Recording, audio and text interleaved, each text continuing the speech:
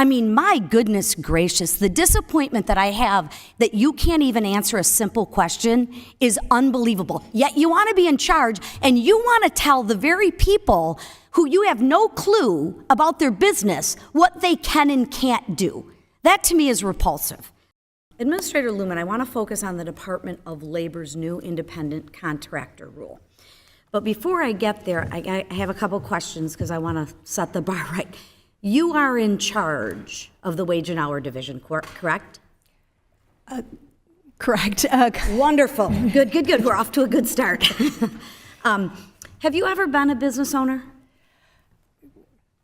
Congresswoman McLean, It's super simple. I've had the opportunity to run organizations and lead, right. hire, let me fire, just start, 'cause manage budgets, all of those This will go a things. lot faster, right? It's really not a trick question. Have you ever been a business owner? Congresswoman McLean, I have never owned a business, but Thank I have you very much. absolutely managed businesses. See how simple that is? I ask a question. You don't need to ruffle around. You just give me an answer to the question I have. It's really simple, right?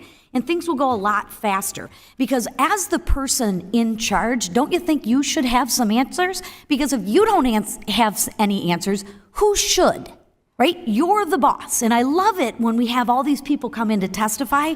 They're in charge. I mean, they write a 300-page rule, but yet when we ask them a simple question, they can't answer it. That's pretty disturbing to me. Like, if you're in charge, you're in charge. I don't think it's too much to ask that the person in charge be able to answer a simple question. So if we could just have some simple ground rules, and I'm even all right with an I don't know, right? I don't expect you to know everything, but I do expect you to know something, right? So let's start with this.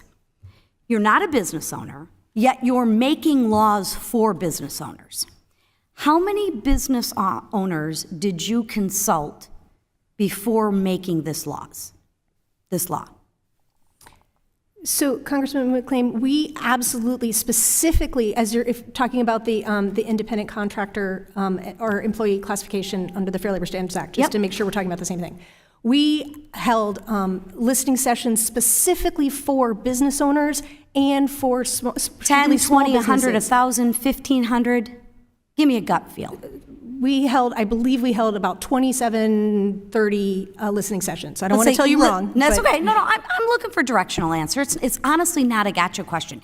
Because what I think the American taxpayer is frustrated with, the American people are frustrated with, and the business owners is we all are making laws for business owners, yet we don't listen to them. We don't take their opinion into consideration.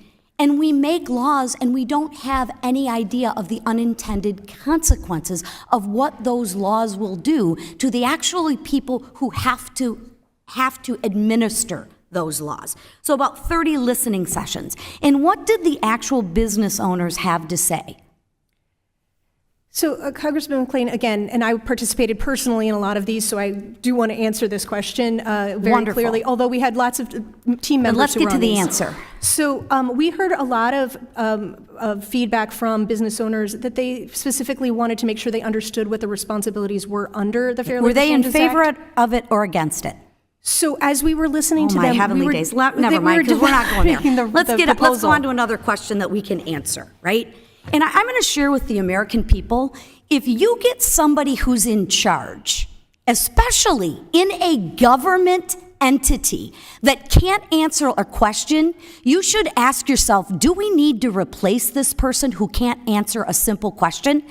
I mean, my goodness gracious, the disappointment that I have that you can't even answer a simple question is unbelievable. Yet you want to be in charge and you want to tell the very people who you have no clue about their business what they can and can't do. That to me is repulsive. But anyways, enough of my opinions. Why is the DOL focused on crushing the economic opportunities for a sector that employs 64 million people and, get this, nearly $1.3 trillion to the U.S. economy? Do you believe in entrepreneurship? Wonderful. Then how does this law incentivize entrepreneurship? So this regulation specifically protects workers who are in business for themselves, and particularly by making it more difficult for them to do business? How does that correlate? So this regulation specifically identifies for purposes of I would implementing the Fair disagree, Labor the Standards Act. truckers would disagree, the independent contractors would, the people that actually do the job, other than you that sit up there, have no answers to any questions, but want to pontificate on what you think is in the best interest of a sector that provides jobs for 64 million people and contributes $1.3 million to the economy. Critical. I'm sorry, Mr. Kiley, I am out of time and I yield back.